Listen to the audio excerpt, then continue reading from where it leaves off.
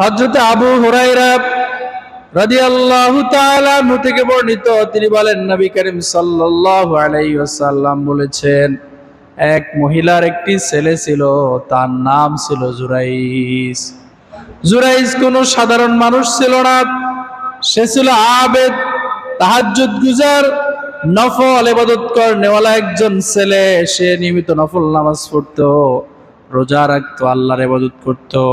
একটা মুহূর্তের জন্য সে আল্লাহর নাফরমানি করতো না। আল্লাহর অনেক প্রিয় বান্দা ছিল। তার একটা গির্জা ছিল পাহাড়ের উপরে, সেই গির্জার মধ্যে সে দিন রাত 24 ঘন্টা আল্লাহ তাআলার ইবাদত করত। ইবাদত করা অবস্থায় একদিন সে নফল নামাজের মধ্যে দাঁড়িয়েছে। তার মা পিছন দেখতে এসে বললেন, ইয়া জুরাইস।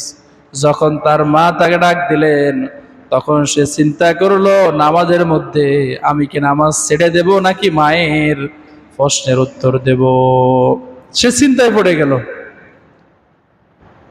যখন জুরাইজ নফল নামাজে দাঁড়াইছে, মা বললেন, ইয়া জুরাইজ কাল্লিমনি, আমার সাথে কথা বলো।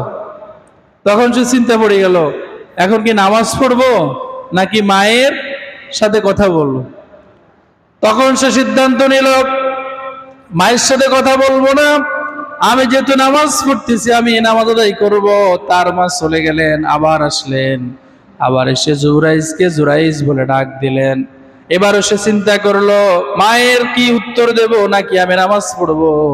তখন সে নামাজ পড়ার মধ্যে রত রইলেন, মা চলে গেলেন। তৃতীয়বার আবার আসলেন, এসে বললেন, ইয়া জুরাইজ, হে জুরাইজ। তখন সে চিন্তা করলো, আমি কি মায়ের কথা শুনবো নাকি নামাজ পড়বো।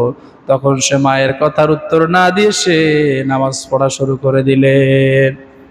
মা রাগান্বিত হয়ে গেলেন, মা মনে কষ্ট পেলেন। সন্তান নামাজ পড়তেছে, মায়ের ডাকে সন্তান সাড়া দিলেন না, এজন্য মা কষ্ট পেয়ে গেলেন, মনের মধ্যে কষ্ট পেয়ে গেলেন। মা রাগ করলেন এবং মা যাওয়ার সময় একটা বদদোয়া করলেন। বদদোয়াটা ছিল এরকম, তার মা বললেন, কোন ব্যভিচারী মহিলার সাথে দেখা হওয়ার আগ পর্যন্ত তোমার মৃত্যু হবে না। নাউজুবিল্লাহ। মা কয়বার ডাকলেন? 3 বার। এখন তিনি একবার উত্তর দিলেন না। যখন মা চলে যাচ্ছেন, মা বদদোয়া করলেন, কোন ব্যভিচারী মহিলার সাথে দেখা হওয়ার আগ পর্যন্ত তোমার যেন মৃত্যু না হয়। ঠিকই একদিন জুরাইজ তার গির্জার মধ্যে বসে বসে আল্লাহ তাআলার ইবাদত করতেছেন, জিকিরে মগ্ন আছেন।